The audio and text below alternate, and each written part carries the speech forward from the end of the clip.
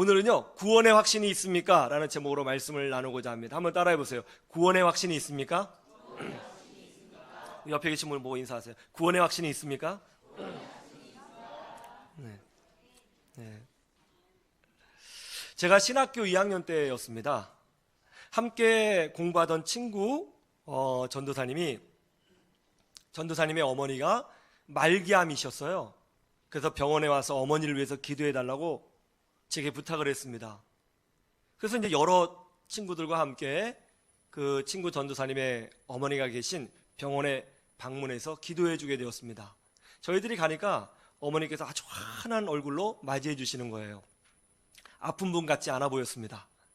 좀 지나니까 이제 아들하고 그 어머니께서 이제 아들하고 얘기하시는데 이렇게 말씀하시는 거예요.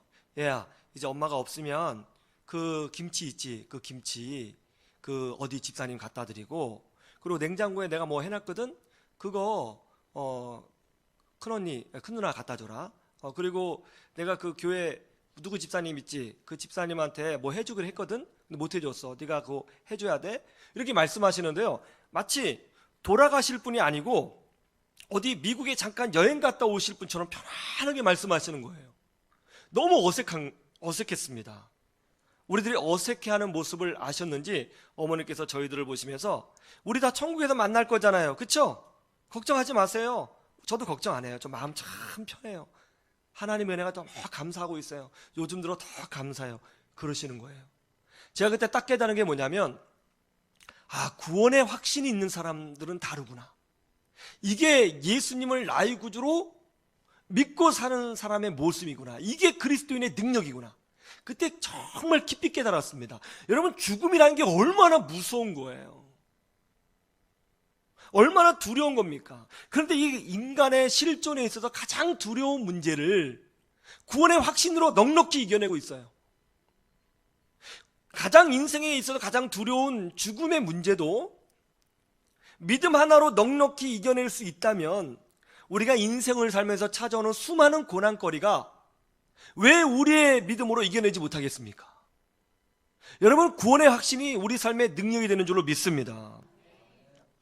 여러분은 어떻습니까? 여러분은 구원의 확신이 있습니까? 오늘 교통사고 났어요. 끽빵! 죽었어요. 그러면 하나님 앞에서 부족함이 없이 자기 모습을 드러내며 내가 구원받았다 확신할 수 있는 모습으로 주님 앞에 설 수 있겠습니까? 강도가 좀 떨어진 것 같아요. 지진 났어요. 건물이 꽉 무너졌어요. 그랬을 때에 우리 예수님께서 두 팔을 활짝 벌리셔서 나를 받아주실 것을 확신하십니까? 전도 폭발이라고 하는 프로그램이 있어요. 이 전도 프로그램에서 전도할 때 첫 번째로 하는 질문이 있는데, 그게 뭔지 아세요? 그게 이거예요. 선생님은 지금 당장 죽으시면 천국 가실 줄로 확신하십니까? 이게 질문이거든요. 이거는요, 불신자들에게 하는 질문이에요.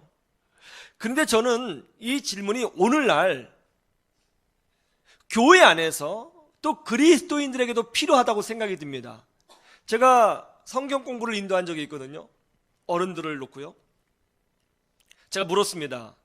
여기 계신 분들 지금 당장 딱 죽으면 천국에 들어가실 줄로 확신하십니까? 그랬더니 놀랍게도 수십 년 신앙생활 하신 분임에도 불구하고 손을 드신 분이 몇 분이 없더라고요. 깜짝 놀랐어요. 아니, 교회에서 찬송하고 기도하고 예수님을 나의 주로 고백하고 있는데 구원의 확신이 없어요. 너무나 안타까운 일이죠. 그렇다고 예수님을 안 믿는 것도 아니에요. 예수님 믿습니다. 제가 다시 물었어요. 예수님이 나의 죄를 완전히 속하신, 사하신 나의 유일한 구세주이심을 믿습니까? 그랬더니 아멘 그러시더라고요.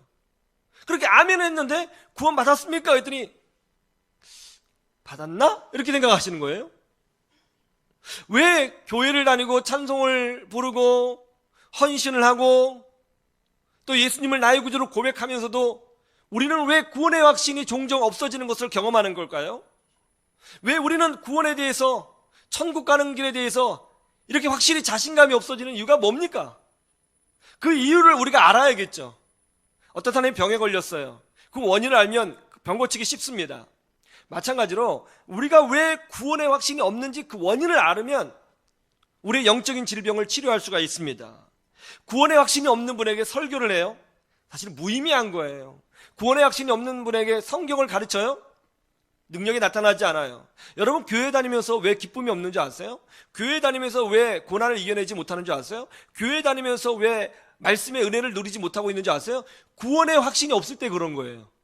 구원의 확신, 구원의 감격, 하나님의 자녀된 그 은혜의 풍성함을 내가 가지고 있지 못하면 설교를 들어도 은혜가 되지 않고요, 성경 공부를 해도 그것이 머리만 때리지 가슴으로 오지 않습니다. 아무리 봉사해도 내 에너지가 소진되는 것만 경험할 뿐이지 하나님의 풍성한 은혜를 누리지 못하는 거예요. 구원의 확신이 없으면 아무것도 이루지 못하는 것입니다. 그러므로 우리는 이 문제를 먼저 해결해야 되는 것입니다. 교회 다니는 것 중요하고요, 교회에서 봉사하는 것 중요하고요, 예수님을 믿는 사람으로서 세상에서 빛과 소금으로 사는 것 매우 중요한 일이에요. 그런데 이 모든 것 가운데에 가장 근본이 되는 것이 뭐냐면 구원의 확신을 소유하는 것입니다. 그래서 우리는 먼저 왜 예수님을 믿는다고 하면서도 구원의 확신이 없는지, 그 근본적인 원인이 무엇인지를 알아야 하겠습니다. 그리고 우리 자신이 가지고 있는 영적인 문제점이 무엇인지를 확인하시고 이제 구원의 확신을 갖는 사람으로 세워져야 되는 줄로 믿습니다. 그럼 왜 우리가 예수님을 믿는다고 하면서도 구원의 확신을 종종 잃어버리는 것일까요? 그 이유는 뭐냐면 인간의 감정과 행위를 바라보기 때문에 그런 거예요. 인간의 감정과 행위를 바라봐서 그런 거예요. 오늘 11절에서 13절 말씀을 보시죠. 11절에서 13절 함께 볼까요? 시작. 게바가 안디옥에 이르렀을 때에 책망받을 일이 있기로 내가 그를 대면하여 책망하였느라.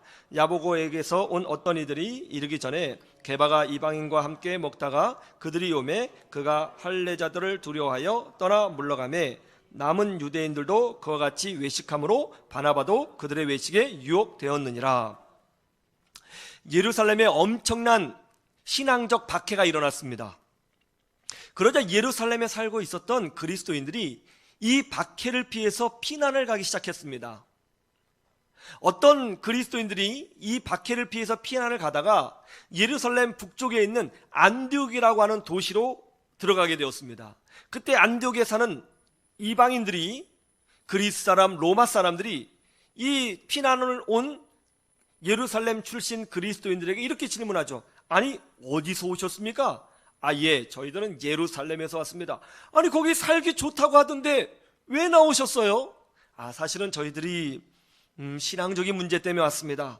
예수를 믿는다는 것 때문에 고난을 받았고 그래서 피해서 여기까지 오게 된 것입니다.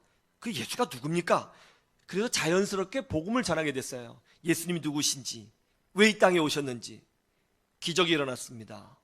성경을 모르던 그 이방인들이 이 피난 와서 간략하게 복음을 전하는 이분들을 통해서 예수님을 믿겠다고 고백하기 시작한 거예요.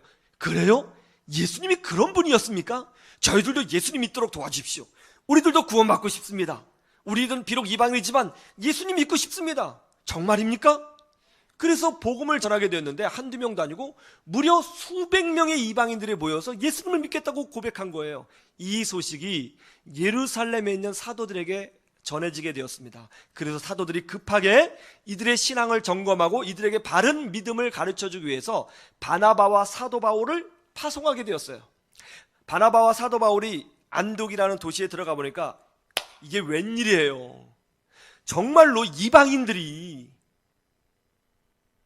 하나님과는 전혀 상관이 없었던 그 이방인들이 예수님을 믿겠다고 무려 수백 명이 모여 있는 것 아니겠어요?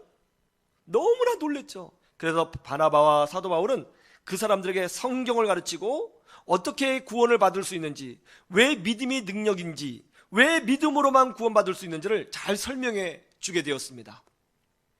안디옥 교회가 건강하게 부흥되고 있다는 소식이 다시 예루살렘에 들려지게 되었습니다. 그러자 이거를 직접 확인하기 위해서 베드로 사도가 안디옥 교회에 오게 되었습니다. 이제 안디옥이라는 도시에 세워진 이 그리스도인의 무리는 세계 최초로 이방인 교회가 된 거예요. 그래서 우리는 보통 이걸 안디옥 교회라고 부릅니다. 베드로 사도가 안디옥으로 내려오자 안디옥에 있는 안디옥 교인들이 너무나 기뻐했습니다. 예수님이 살아생전에 수제자로 여김받았던 그 사도께서 내려오신다는 말을 듣고 너무나 감격을 했죠. 그리고 날마다 아침, 점심, 저녁으로 식사 대접을 하면서 베드로 사도께서 말씀해 주시는 예수님에 대한 이야기를 듣게 되었습니다. 너무나 행복했습니다. 아, 예수님이 그런 분이셨군요. 너무나 즐거워했어요. 그런데 어느 날 어느 누가 베드로에게 이런 소식을 전해주는 겁니다. 저 사도님, 예루살렘에서 사람들이 오고 있습니다. 어떤 사람들인데? 야고보께서 보내신 분들 같은데 이분들이 보수파 율법주의 그리스도인들인 것 같습니다. 여러분, 보수파 율법주의 그리스도인들은요, 여전히 예수님을 믿고 있지만 이방인들하고는 식사를 하지 않았습니다. 왜냐하면 이방인들은 할례를 받지 않았을 뿐만이 아니라 하나님 말씀을 모르는 여전한 죄인이라고 생각을 했기 때문에 식사를 하지 않았어요. 그건 배교행위라고 믿었습니다. 아주 융통성이 없는 그런 사람들이었습니다. 그런 사람들이 내려온다는 거예요. 그 소식을 베드로에게 전해줬습니다. 그 소식을 딱 베드로 사도가 들으니까 지금 막 식사를 하고 있었는데, 같이 이방인들하고 막 웃으면서 식사를 하고 있는데 그 얘기를 딱 들으니까 마음에 부담이 왔습니다. 몇 명 정도 오는데 좀 많이 오는 것 같습니다. 이것도 먹다가 또 말 나오겠네. 그래서 가만 고민하다가 베드로 하다가 숟가락을 내려놓고 조용히 일어나서 좀 죄송합니다, 도망가 버렸어요. 여기서 베드로의 다른 이름은 게바입니다. 베드로가 게바예요. 그랬더니 다른 유대인들이 사도께서 왜 저희들도 잠깐 죄송합니다 갔어요. 그랬더니 바나바도 사도께서 가신데 죄송합니다 도망가 버렸어요. 이방인들만, 안디옥 교인들만 남아서 밥을 먹게 된 거죠. 그때 안디옥 교인들이 얼마나 충격을 받았겠어요. 우리가 할례를 못 받아서 그런가? 우리가 율법이 없는 사람이었기 때문에 사도께서 저렇게 하셨나? 고민했을 거 아니에요. 이 사건을 사도 바울이 알고 너무나 충격을 받았습니다. 그래서 사도 바울은 베드로가 사도의 선배이지만 그럼에도 불구하고 이 문제를 그냥 넘어갈 수 없다고 생각했어요. 이것이 잘못하면 율법을 지켜야, 할례를 지켜야 구원받을 수 있다고 하는 잘못된 메시지가 안디옥 교회 교인들에게 전해질 거라고 우려했습니다. 그래서 많은 사람들이 있는 데서 면전에서 후배인 사도 바울이 베드로 사도를 향해서 책망을 합니다. 선배님, 저번에 식사하시다가 그냥 도망가셨죠? 그거 잘못하셨습니다. 선배님도 아시지 않습니까? 우리 유대인들은 율법을 지키고 살았습니다. 그러나 우리 유대인들 중에, 역사 중에 율법을 제대로 지킨 사람이 있었습니까? 심지어 율법을 받았던 모세조차도 율법을 제대로 지키지 못했습니다. 누가 율법을 행함으로, 누가 할례를 받음으로 하나님 앞에 의롭게 될 수 있겠습니까? 우리가 다 알고 있지 않습니까? 우리는 인간적인 방법으로, 인간의 공로로 하나님 앞에 떳떳해질 수가 없습니다. 오직 예수 그리스도를 믿음으로 말미암아 이방인이든지 우리 유대인이든지 차별 없이 하나님 앞에 의롭게 된다는 것을 우리가 알고 있지 않습니까? 그런데 어떻게 식사를 하시다가 도망가실 수 있습니까? 이것이 저 사람들에게 메시지가 잘못 전달되면 어떻게 하시겠습니까? 그렇게 책망을 했다는 거예요. 여러분, 여기서 되게 중요한 것이 있습니다. 사도인 베드로도 사람들이 두려워서 진리를 외면하고 도망갔다는 거예요. 이것이 바로 사람이라는 거예요. 베드로 생각해 보세요. 여러분, 베드로 예수님과 3년간 훈련 받았죠. 예수님께서 죽은 사람 살리는 거 봤어요, 안 봤어요? 예수님께서 물 위에 걸으시는 거 봤어요, 안 봤어요? 오병이의 기적 행하는 거 봤어요, 안 봤어요? 예수님의 부활 봤어요, 안 봤어요? 그랬던 사람도, 그랬던 사도도 사람이 부담스러워서 밥을 먹다가 도망갔어요. 이게 사람이에요. 사람은 신앙이 좋을 때도 있고요, 신앙이 바닥을 칠 때도 있습니다. 영적으로 충만해서 봉사를 기쁨으로 할 때가 있고요, 또 때로는 죄에 빠져 허우적거릴 때도 있습니다. 근데 여기에 문제가 있다는 거예요. 자기 자신이 신앙생활을 잘할 때는, 영적으로 충만할 때는 구원받은 것 같아요. 내가 봉사 잘하고 교회에서 인정받고 내가 기도가 지금 막 요즘 살아나고 있고 가슴이 뜨거워지면 내가 천국을 사는 것 같아요. 그때 물어보죠. 구원의 확신이 있습니까? 그러면 박수를 치면서 얘기해요. 아멘! 그랬던 그가 인생을 살면서 다운을 경험하죠. 좀 나쁜 짓을 한 것 같고, 하나님 앞에 인정받지 못한 것 같고, 신앙생활도 재미없고, 영적으로 푹 다운돼 있고, 갑자기 주일날 저기 광양에 매화 축제 보고 싶어지고, 막 자꾸 세상 쪽으로 마음이 달려가고, 막 너무 영적으로 다운되고 힘들어요. 시험이 들어요. 그때 물어봐요. 구원의 확신이 있습니까? 글쎄요. 이렇게 되는 거죠. 그 이유가 뭐라고요? 자기 자신에게 구원의 근거를 두기 때문에 그런 거예요. 자기의 감정이, 자기의 행실이 구원의 근거가 되는 거예요. 내가 잘할 때는 구원받은 것 같고, 내가 못할 때는 구원 못 받은 것 같은 거죠. 이건 복음을 잘못 배워서 나타난 현상이에요. 구원은, 하나님의 은혜는 우리에게 근거되지 않습니다. 우리가 구원의 근거자가 아니에요. 사람이 구원의 시작점이 아니에요. 구원은 오직 여호와께로부터 말미암은 줄로 믿습니다. 그래서 복음인 거예요. 우리가 그렇게 맨날 올라갔다 내려갔다 올라갔다 내려갔다 엘리베이터 같은 신앙을 가지고 있는데, 우리를 향하신 하나님의 사랑과 약속은 절대로 올라갔다 내려갔다 하지 않고 견고하거든요. 하나님이 우리를 구원해 주신 거예요. 하나님이 우리를 불러주신 거예요. 그런데 우리는 어떻게 한다고요? 나에게 구원의 근거를 갖다 놓으니까 내가 잘할 때는 구원받은 것 같고, 의뢰받은 것 같고, 잘 될 것 같고, 내가 못할 때는 구원 안 받은 것 같고, 뭔가 하나님한테 혼날 것 같고, 그런 거잖아요. 여러분, 예수님이 나의 구주이심을 확신하십니까? 예수 그리스도의 십자가의 피가 나의 모든 죄를 씻었음을 믿으십니까? 이 믿음이 있으면 되는 것입니다. 믿음으로 말미암아 구원에 이르는 것이죠. 사람이 입으로 시인하여 의에 이르고 마음으로 믿어 구원에 이르게 되는 것입니다. 그런 다음에 내 실력, 내 감정, 내 행위, 이것을 보는 것이지, 먼저 내 감정과 실력을 점검하고 하나님께 나가는 것이 아니에요.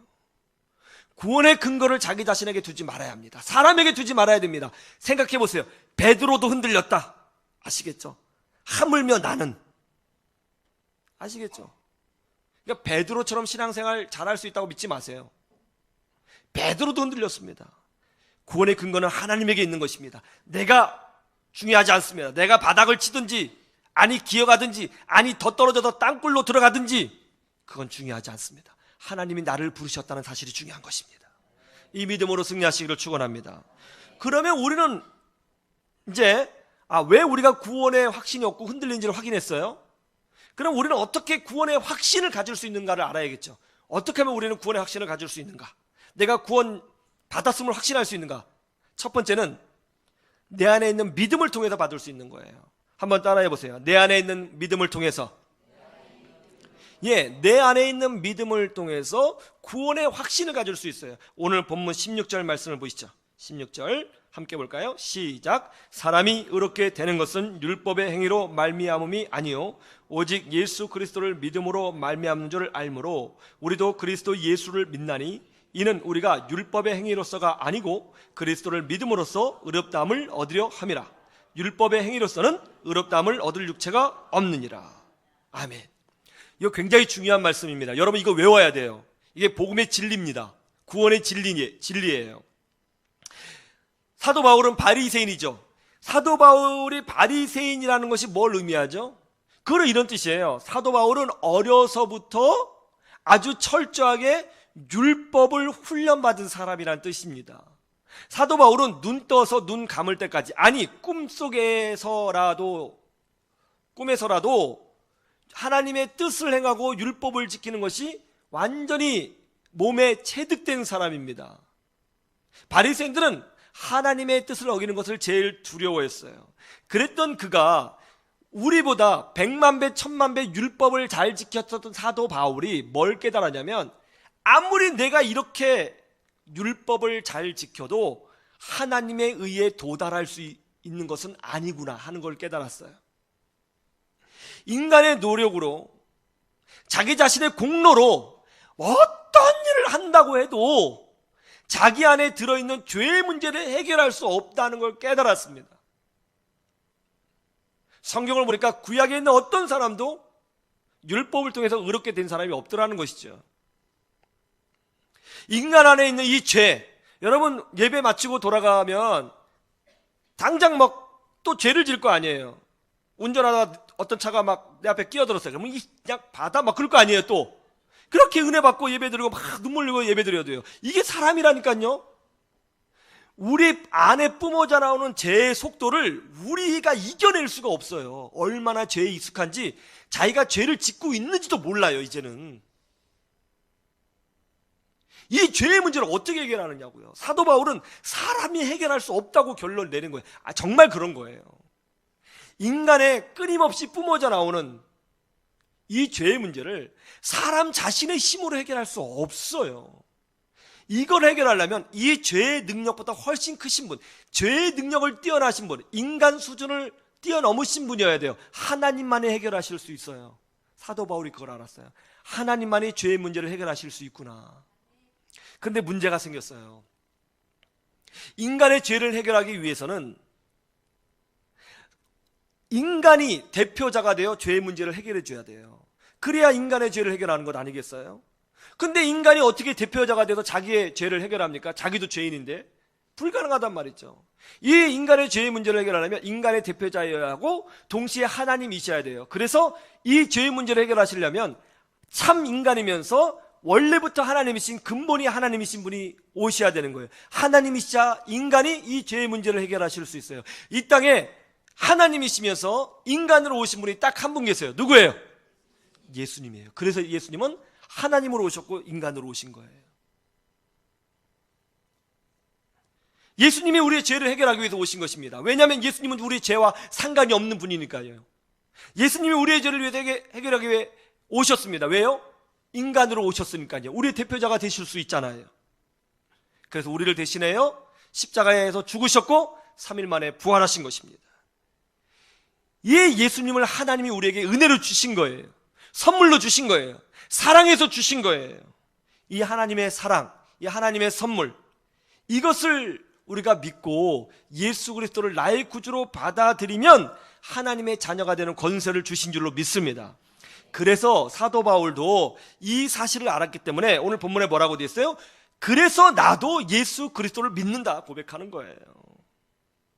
여러분 예수님을 나의 유일한 구세주로 믿으십니까?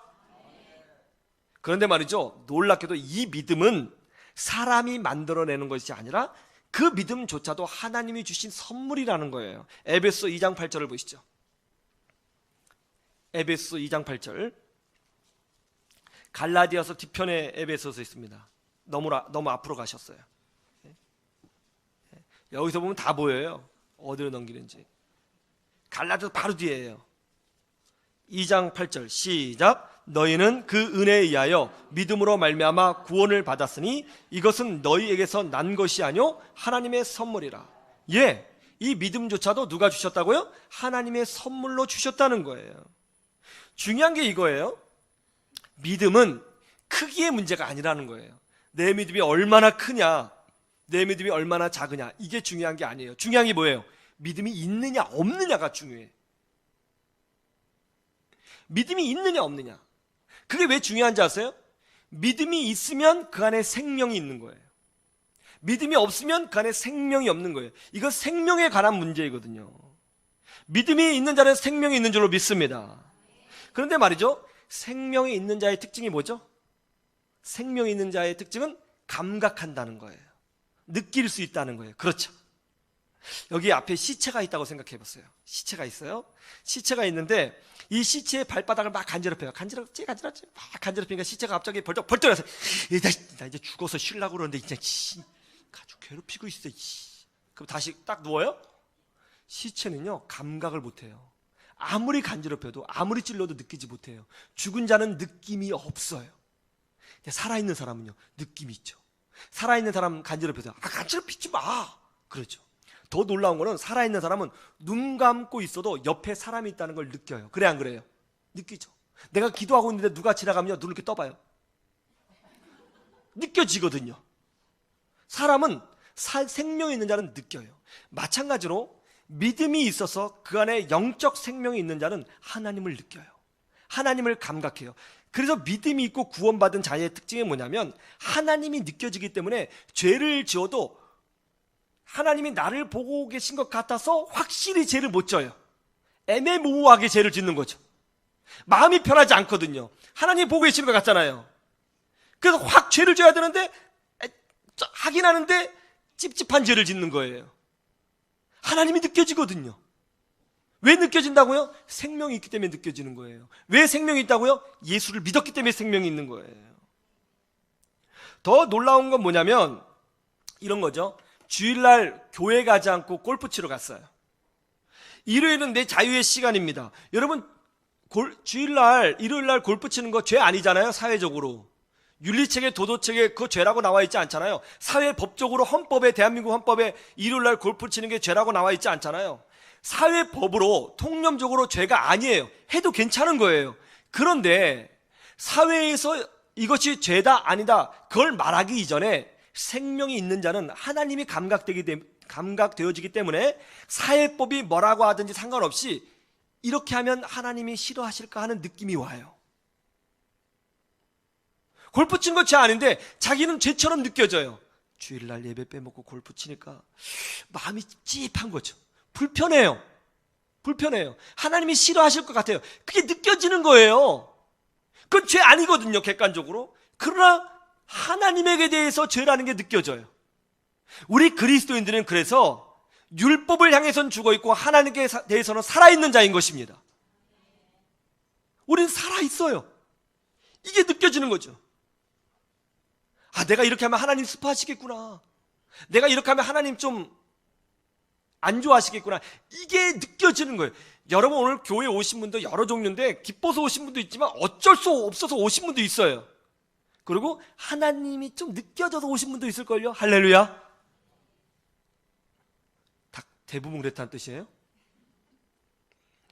이런 생명의 감각이 있으면 그 안에 믿음이 있는 자고, 이 믿음이 있는 자는 그리스도를 아는 자고, 이 그리스도를 아는 자는 하나님의 구원을 받은 천국 백성이 된 줄로 믿습니다. 여러분 안에 이 믿음이 있습니까? 하나님이 감각되어지나요? 그렇다면 여러분은 이미 선택받은 하나님의 자녀인 거예요. 이미 구원받은 자녀인 것입니다. 지금 죽어도요 그 믿음으로 말미암아 천국 가게 되는 줄로 믿습니다.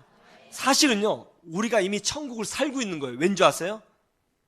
주 예수와 동행하니 그 어디나 하늘나라. 천국의 핵심은 예수님과 함께 사는 건데 우리는 여기서 믿음으로 예수님과 함께 살아요. 예수님이 우리와 동행하세요. 믿습니까? 우린 천국 살고 있는 거예요.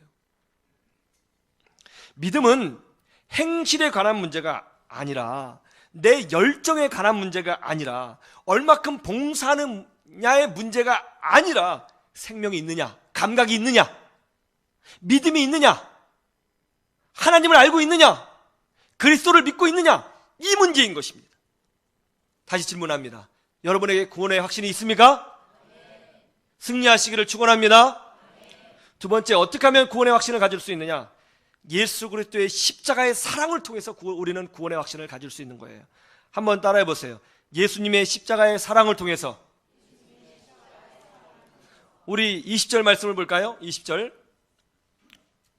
우리 갈라디아서 2장 20절 다 같이 보죠. 시작. 내가 그리스도와 함께 십자가에 못 박혔나니 그런즉 이제는 내가 사는 것이 아니요 오직 내 안에 그리스도께서 사시는 것이라. 이제 내가 육체 가운데 사는 것은 나를 사랑하사 나를 위하여 자기 자신을 버리신 하나님의 아들을 믿는 믿음 안에서 사는 것이라. 사도 바울의 고백이죠. 내가 그리스도와 함께. 이 찬양 많이 불렀죠. 이 찬양 갈라디아서 2장 20절 말씀에 근거된 찬양이죠. 이 갈라디아서 2장 20절 말씀의 핵심이 뭡니까? 이제 나는 그리스도와 산다. 왜요? 나는 자신이 없기 때문에, 나는 스스로 율법을 지킬 수 없기 때문에, 내가 얼마나 나쁘다는 걸 알기 때문에 내 자신으로 살지 않는다. 나는 예수님 붙들고 산다. 예수님 모시고 산다. 그런데 그 예수님이 어떤 분이시냐? 나를 사랑하셔서, 나를 아끼셔서, 나를 위하여 십자가를 지신 분이시다. 그렇게 고백하고 있는 거예요. 사도 바울의 고백입니다. 우리는 이 땅에서 완전하지 못해요. 부끄럽습니다. 그럼에도 불구하고 우리가 구원의 확신을 가질 수 있는 이유는 뭡니까? 바로 그 사랑 때문에 구원의 확신을 가질 수 있는 것입니다. 내 실력, 내 능력이 아니에요. 하나님의 사랑입니다. 내가 얼마큼 완벽하게 살고 있느냐의 문제가 아닙니다. 하나님의 사랑입니다. 놀라운 것은 인간의 사랑은 조금 변할 수 있지만 하나님의 사랑은 절대로 변하지 않는다는 것입니다. 우리는 하나님의 사랑 붙들고 구원의 확신을 가져야 되는 줄로 믿습니다. 그래서 사도 바울이 이 하나님의 사랑을 붙들고 우리가 어떻게 구원의 확신을 가져야 되느냐, 이 문제에 대하여 로마서 8장 31절에 이렇게 고백합니다. 한번 보시죠. 갈라디아서 앞에 로마서 있습니다. 8장 31절.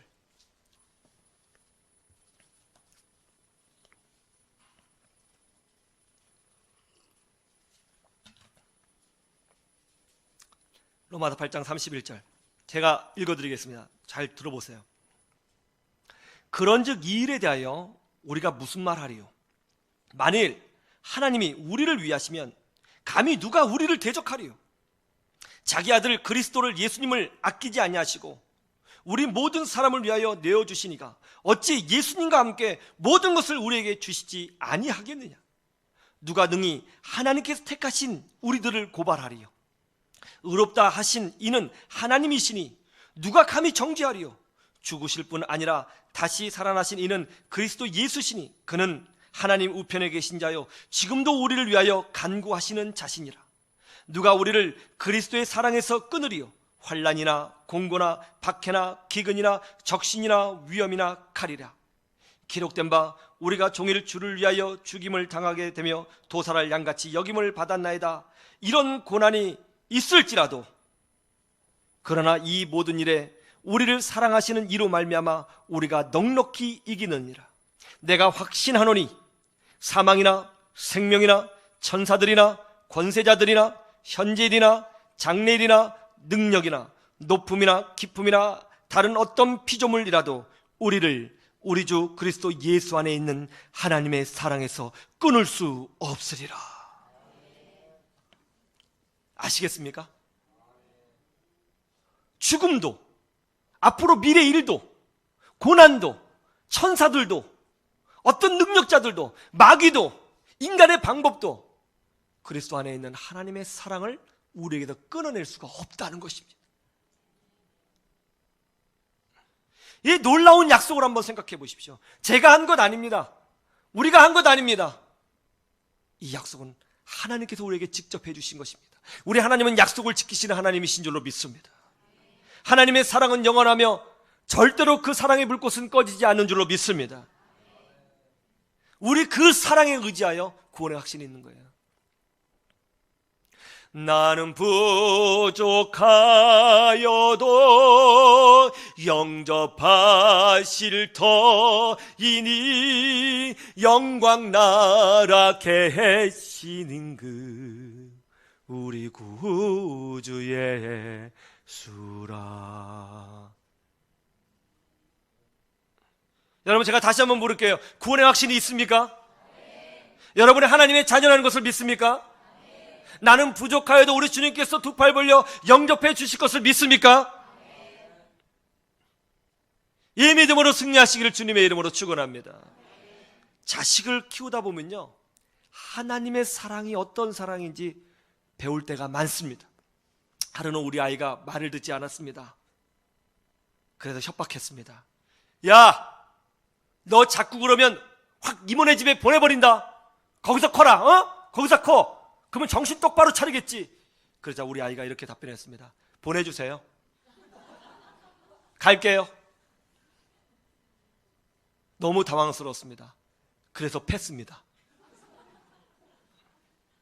왜 이렇게 당당한 거죠? 아는 거죠. 안 보낼 줄 아는 거죠. 엄마 아빠가 나 사랑하시는데 아는 거죠. 그거 4살 때나 먹히는 거지 8살 때 먹히겠느냐 그거죠. 여러분에게 이런 확신이 있어요?